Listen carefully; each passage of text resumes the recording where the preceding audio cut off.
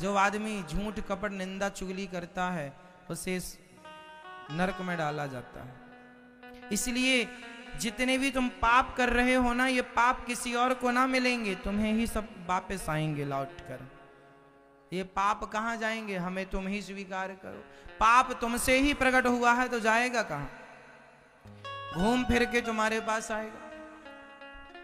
झूठ तुमने बोला है तो झूठ बोलने का पाप तुम्हारे पास आएगा, कहेगा स्वीकार करो। अब आपको चल हट जाए, नहीं नहीं नहीं, वो पिंड नहीं छोड़ेगा। इसलिए संभल के चलो मेरी माँ। ये मानव का तन 100 साल का है, पर इस 100 साल में आप इतना कुछ कर लेते हैं कि समेटा नहीं जाता। इसलिए खेती करो हरि नाम की साधु भाई, खेती करो हरि नाम की।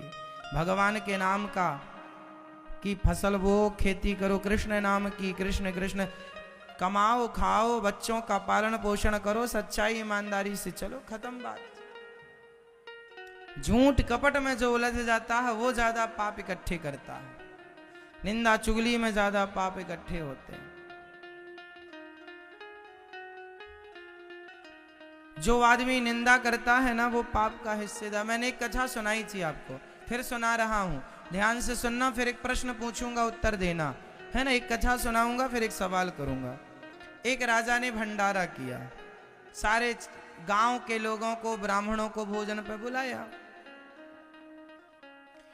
सर्दियों का मौसम था तो खुले में खीर पक रही थी। खुले मैदान में क्या पक रही थी? ऊपर से एक पक्षी सांप को पकड़ के जा रहा था, बाज। उसने पंजे में सांप दबा रखा था क्योंकि वो सांप खाता है। तो बड़ा जहरीला नाग था वो, काला किंग कोबरा। तो सांप ना, संयोग देखिए कि पक्षी के पंजे से छूटकर वो खीर में आकर के गिरा और उसे किसी ने गिरते हुए देखा नहीं। तो सांप का जो जहर था वो जाकर के खीर में मिल गया और पूरी खीर हो गई जहरीली। अब किसी को पता नहीं है कि इसमें भाई किसी ने जानकर तो जहर मिलाया नहीं। समझो बात को। अब सबसे पहले ब्राह्मण भोजन करने बैठे, तो जितने ब्राह्मण भोजन करने बैठे सबने खीर खाई, और सबने खीर खाई तो सारे ब्राह्मण एक तरफ से मर गए। 100-200 ब्राह्मण मर गए एक पंगत में। अब जितने लोग आए होंगे पहली पंगत ब्राह्मणों की, भाई सारे ब्राह्मण मर गए। अब हाहाकार मच गया पूरे, अरे इतने ब्राह्मण एक साथ मर गए, खाने से मर गए, क्या हुआ, कैसे हुआ। यमराज जी आए। अब यमराज जी ने कहा कि ब्राह्मणों की हत्या का जो पाप है वो किसके गले डालूं? बताओ, वो पाप किसे लगना चाहिए? राजा को, सांप को, पक्षी को जिसने चोंच पंजे पर दबाया उसे, या जो खीर पका रहा था उसे? बताओ, ब्राह्मण इतने मरे, 100-200 ब्राह्मण मर गए, इन सारे ब्राह्मणों की हत्या का पाप किसके गले डालें? बताओ। राजा दोषी है? बोलो जोर से। तो खीर बनाने वाला दोषी है? तो सांप दोषी है? वो पाप सांप को लगेगा? तो पक्षी को लगेगा क्या जो ऊपर से? फिर किसको लगेगा? उत्तर दो, किसे लगेगा? जो खीर बना रहा था, ऐसा आप कह रहे हैं? बताओ वो पाप किसे लगे? मैया बताओ। पक्षी को पाप लगेगा? भाई पक्षी तो उड़ रहा था, पक्षी है वो तो आकाश में ही उड़ता, उसका क्या दोष है? और उसके हाथ से छूट गया शिकार तो इसमें भी उसका दोष नहीं है। खीर बनाने वाले को, भाई खीर बनाने वाला जरा उसी समय गया होगा कहीं लघु शंका वगैरह, उसका क्या दोष है? वो थोड़ी जान के जहर मिलाया।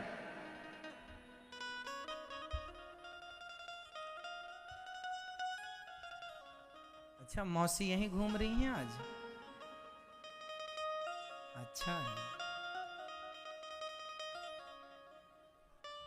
तो आप बता नहीं रहे हो मेरी मां। अब यमराज ने, अच्छा जो खीर बना रहा था वो सांप राजा, सुनो अब सुनो, अब उत्तर क्या है इसका।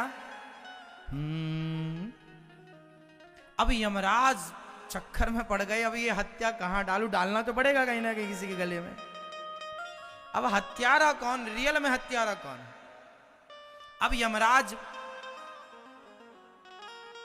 सबसे गांव वालों से पूछने लगे, सुनो राजा के यहां 200 आदमी मर गए ब्राह्मण, बताओ हत्यारा कौन है। किसी ने कहा हमसे नहीं पता, भाई राजा बड़ा धर्मात्मा है, उसने किसी की हत्या के लिए तो निमंत्रण किया ना होगा कि खीर में जहर मिला के सबको मार डाले भाई है?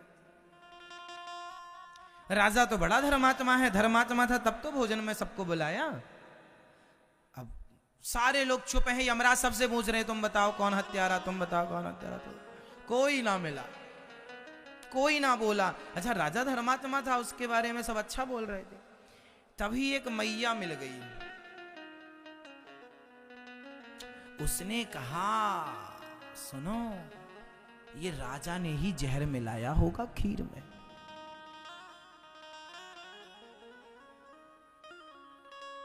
तो यमराज जी ने कहा तुम्हें कैसे पता।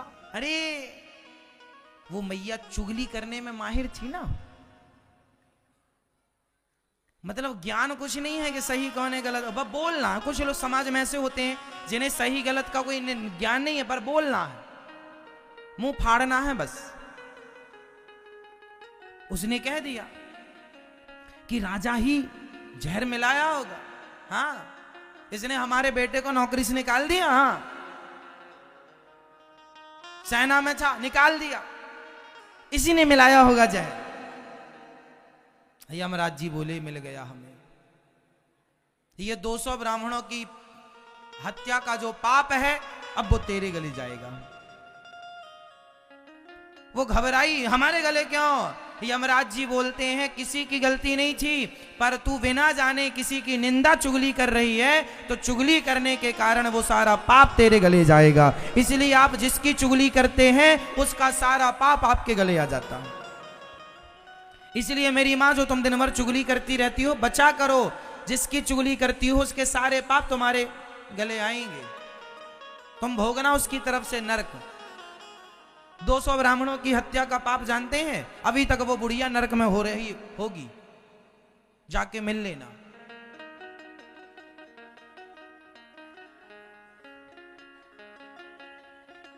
जबरदस्ती मुंह चलाना है। अरे मुंह है इसका मतलब ये नहीं कहीं भी खोल दो, क्या बोलना है क्या नहीं बोलना, कब बोलना है कब नहीं बोलना, सही गलत का निर्णय देने वाले तुम कौन होते हो, तुम्हें ज्ञान है उस मैटर का। कई लोग ना, अब जैसे आप गलत नहीं है, आपके पड़ोसी क्या, अरे आप मेहनत करके 2 पैसा कमाएंगे ना, तो पड़ोसी क्या बोल, अरे बेईमानी करता होगा तब तो इतना धन का। हाँ तुम उसके बारे में जानते हो कैसे पैसा कमा रहा है, क्यों बोल रहे हो। जो बोल रहे हो ना, तो अब तुम बिना जाने समझे बोल रहे हो, उसके सारे पाप अब तुम्हारे गले जाएंगे। इसलिए साधु संत कहते हैं, वेद पुराण ऋषि मुनि गुरुजन कहते हैं, निंदा और चुगली से बचो, ये सबसे बड़ा पाप है। हाँ या ना। इसलिए कोई कैसा है हमें क्या करना, हम कैसे हैं बुरा जो देखन मैं चला बुरा न मिलिया, कोई जो दिल खोजा अपना। सबसे बुरा कौन है मैं ये बताओ, इस संसार में सबसे बुरा कौन, मैं ये बताओ, आप बताओ, आप बताओ मैं ये सबसे बुरा कौन, भाई आप बताओ, आप बताओ, आप बताओ, हाँ आप बताओ सबसे बुरा कौन, आप बताओ सबसे बुरा कौन, मैया सबसे बुरा कौन, सबसे बुरा कौन भैया बताओ, सबसे बुरे हैं हम। सबसे बुरा कौन, हमसे बुरा इस धरती पर कोई नहीं। बुराइयां देखनी है तो खुद की देखो, और अच्छाइयां देखनी है तो भगवान की देखो। भगवान जैसा कोई अच्छा नहीं और हम जैसा कोई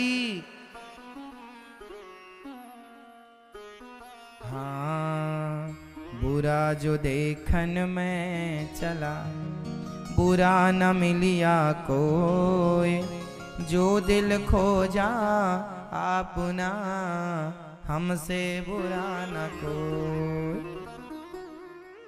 इसलिए ना बुराई करो ना बुराई सुनो। आप सुना भी मत करो किसी की निंदा। हमें क्या करना भैया, हमें ना सुनाओ, हमें कोई अच्छी बातें हो तो सुनाओ, हमें व्यर्थ ना सुनाओ, बकवास ना सुनाओ।